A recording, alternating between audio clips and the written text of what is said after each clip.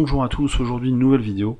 On va essayer de réfléchir ensemble, de découvrir, de faire des expériences pour comprendre, pour voir un petit peu comment on pourrait calculer le volume d'une pyramide. On va faire ça à partir de GeoGebra. Donc on va se mettre sur un navigateur internet, GeoGebra. Donc on trouve le site de GeoGebra. Et sur le site de GeoGebra, on trouve la calculatrice 3D, donc pouvoir dessiner en 3 dimensions.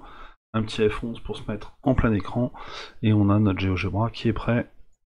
Donc avec, moi j'aime bien enlever le plan, par contre j'aime bien mettre la grille à la place, voilà.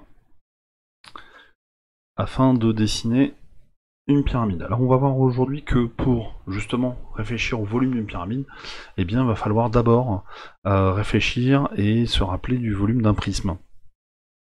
Alors, on va dessiner un prisme. Alors, qu'est-ce qu'un prisme? On va dessiner un polygone quelconque dans le plan. Moi j'aime bien mettre au-dessus du plan comme ça. Et puis on va dessiner un polygone quelconque. Voilà. Voilà. On a une base pour notre prisme. Et donc, on va pouvoir faire apparaître un prisme en utilisant l'outil extrusion. Donc on clique bien sur la base, il nous demande quelle hauteur. Donc on lui propose 5. GeoGebra n'aime pas souvent. La hauteur, on va mettre -5.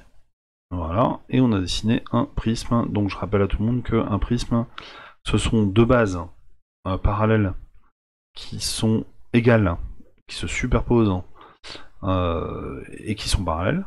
Voilà, on voit ici qu'elles sont parallèles. Et puis toutes les faces latérales qu'on fait ici tourner sont des rectangles.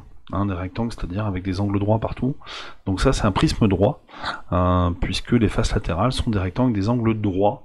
Et donc, comme on a des angles droits, on dit que c'est un prisme droit. On pourrait faire des prismes non droits, mais là aujourd'hui, on va plutôt s'arrêter sur un prisme droit. Alors, ce prisme,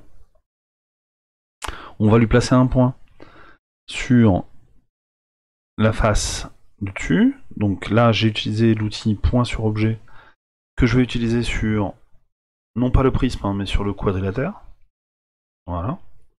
Donc ici, j'ai bien un point qui est placé sur la face, la base au-dessus. Voilà. Et on va pouvoir dessiner une pyramide. Voilà. Alors, je clique sur le sommet ici. Et je peux cliquer sur le pentagone. Et il va me dessiner tout seul ma pyramide. Alors, je peux m'amuser en cliquant sur ma face ou sur le point à monter et descendre mon prisme.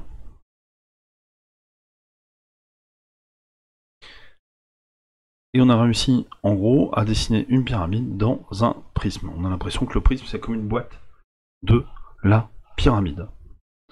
Et puis on va voir un petit peu les volumes de ces deux solides. Alors le prisme, on connaît déjà son volume. On a déjà d'autres techniques, je le mets en lien ici.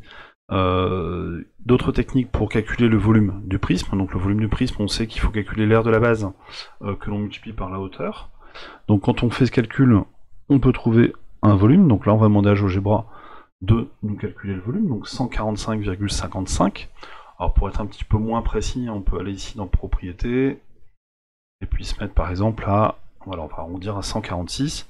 Donc le volume ici de mon prisme est de 146 cm3, on imagine qu'on est en centimètres. Donc le volume du prisme, voilà. Et puis on va lui demander de mesurer aussi le volume de la pyramide. Donc bien utiliser l'outil sur la pyramide. Et donc il va nous trouver un volume de pyramide, évidemment qui est plus petit, puisque la pyramide est à l'intérieur. Un volume de pyramide qui est de 49, ici, pour la pyramide. Alors, on peut donc faire cette expérience avec n'importe quel pentagone ici. On peut déplacer le pentagone. Évidemment, GeoGebra va nous recalculer à chaque fois les volumes correspondant. Alors c'est là normalement que vous devez essayer de découvrir quelque chose, hein, quand on a le volume de la pyramide et du prisme. Et vous devez normalement voir apparaître quelque chose si on prend des prismes différents. Voilà. Ici peut-être qu'on voit mieux, je sais pas. Je vous laisse chercher un petit peu dans la vidéo. Hein. Si je prends un polygone, on peut s'amuser à faire une pyramide comme ça qu'on rencontre pas souvent. Voilà. Par exemple, si je prends ça, voilà, et on va remarquer normalement quelque chose. Donc je vous invite à faire ce genre de figure, à mettre une pause dans les commentaires sur la vidéo, et à ne pas écouter la suite si vous voulez chercher par vous-même un petit peu la réponse à cela. En tout cas, moi je vois ici, hein, on va, si je prends des pyramides ou des prismes différents, bah, qu'est-ce que je remarque? Eh bien, je vais remarquer que le volume du prisme, 150, c'est toujours 3 fois le volume de la pyramide. Et ouais, 50 fois 3, ça fait 150. Si je prends un volume de pyramide de 40, eh bien, le prisme va faire 120. Si je prends un volume de pyramide de 60, eh bien, évidemment, par nature c'est imprécis ici, hein, mais ici à peu près on a le triple. Le prisme est 3 fois plus grand que la pyramide. Et donc, si on sait calculer le volume d'un prisme, eh bien on est capable de calculer le volume d'une pyramide.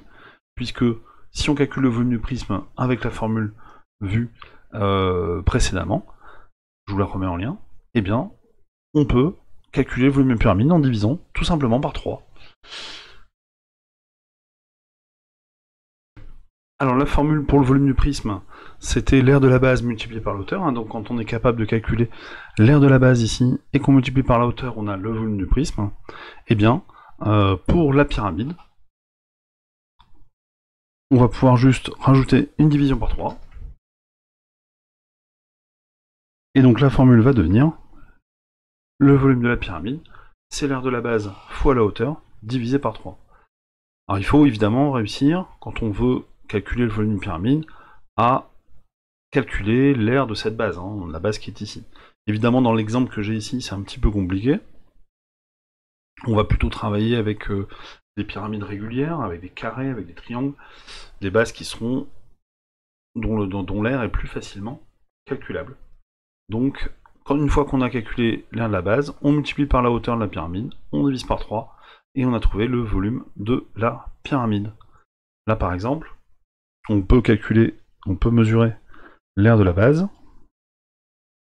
Donc l'aire de la base ici, ça va être 32 cm².